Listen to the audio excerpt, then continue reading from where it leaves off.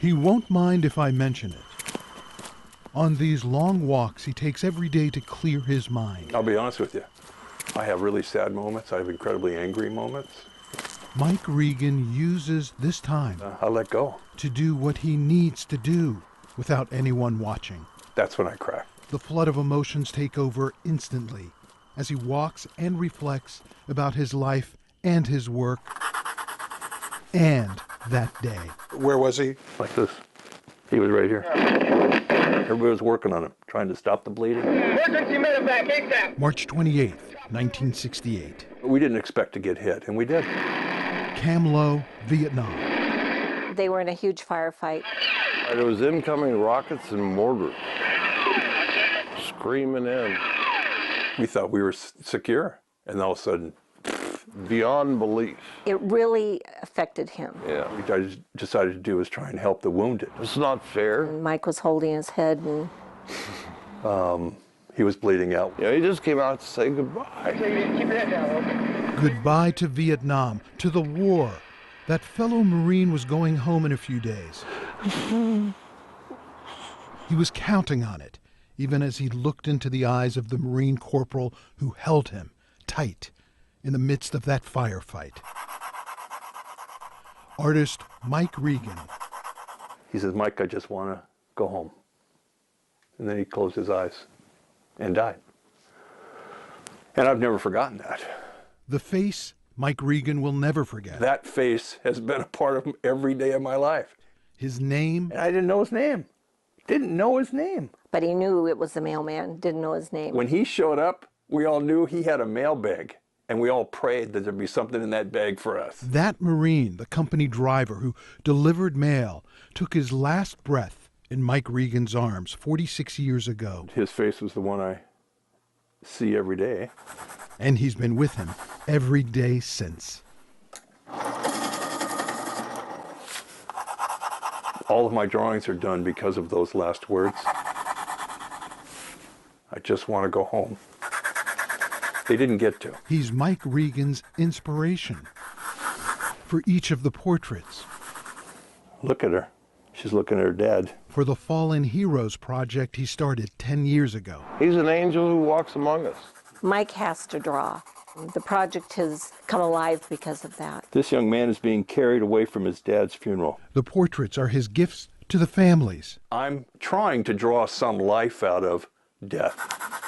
who've lost loved ones in war. Ben Colgan's dad, Joe. Ben was pretty early on. Portrait number 22 in 2004. How many guys do you know, that give their time, their talent, and their treasure away free? 10 years later, this one So I brought you that. for Bobby Jones's mom, Brenda. And it's for Bobby's cousin, Matthew, too. It just makes my heart feel like it's gonna explode with love. Because I miss him so much. It's okay, baby. We're trying to heal hearts because so many are broken. He's not hurting no more. So cool. Yeah, it is. Thank you. And that's why I draw every day. And the minute I sit in my chair, the entire world becomes this small circle around me. The eyes of this young man are looking in my eyes. I think every time he does a portrait, he's trying to open the eyes. Well, yeah. Are these looking at you? They look right back at me. With each portrait, I just hear, get me done, get me home. Mike got to come home. Yes, he did. He came home, but there's a lot of broken hearts out there from coming home, too. the long walks help. I went for my long walk this morning, cried half my walk. I'm a combat veteran. I was in a bad place in Vietnam during a bad time. One thing about these letters is, as you've seen, a lot of them look like they were written yesterday. Letters from Vietnam. But he was a kid that was forced to be a man.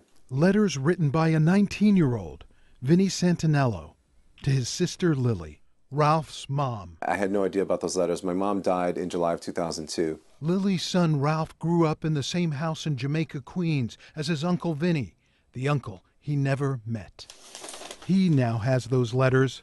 This one describes a dream his uncle had. All you said was, "You're home." Boy, I wish that dream came true. But someday, I will come home. He never did. He died March 28th of 1968. Killed in that same firefight I was there. that Doc Nunn and Mike Regan 010. survived. I'm seeing March 28th, 1968, right now. And I know that that's the date that he was killed. March 28th, 1968. I have to imagine that it was found on him after he died. Uncle Vinny wrote his final letter. Well, I got to be going now. Love, your son, brother, Vinny. Notice the ink stains, blood stains, And seeing the blood splatter on it, it's chilling. and heartache 46 years later. I feel like I don't deserve to hold this letter because I can never do what men like Vinny did and what they had to go through. The heartache and all the questions. That was always the question that I had as a child. You know, was my uncle in peace? Was he in pain? Now he knows. He was at peace, and there was someone holding him and taking care of him. That someone is working on his next portrait, Vinnie Santinello. I mean, to me, that's amazing that we know.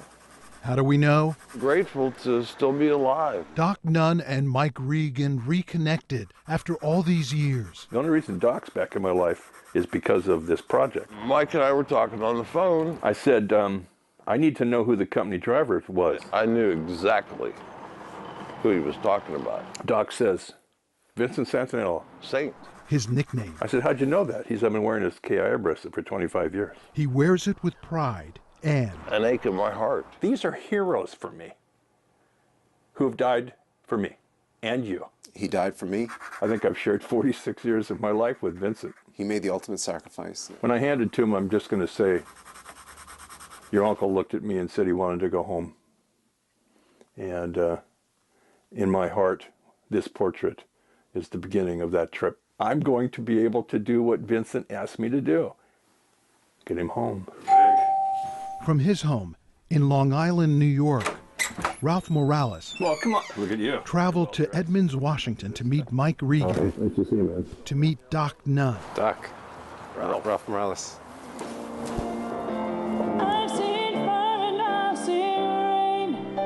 to attend the 10-year celebration So I had to come. of the Fallen Heroes Project. And he said, you know, I do this work because of your uncle. He's here to celebrate Mike Regan So good to see you. Nice to see you, too. and the 3,800 portraits he's created since he sketched Joe Colgan's son, Ben, He's a Gold Star dad. portrait number 22, 10 years ago. For him and for me, I think it's a sense of closure. I held him in my arms as we were trying to save his life. Tonight, Mike Regan unveils his latest creation. Vincent's last words to me were, Mike, I just want to go home. I think in my heart that I'm beginning the trip that your uncle wanted to make 46 years ago. This is for you. Vinny is interwoven in everything that this man has done. Vinny's death has brought peace, love, closure, understanding, dignity, and honor to so many people. I stand here 46 years after his death, damn proud to say that I'm his nephew. Vinnie Santinello is home now. John Sharifi, King 5 News.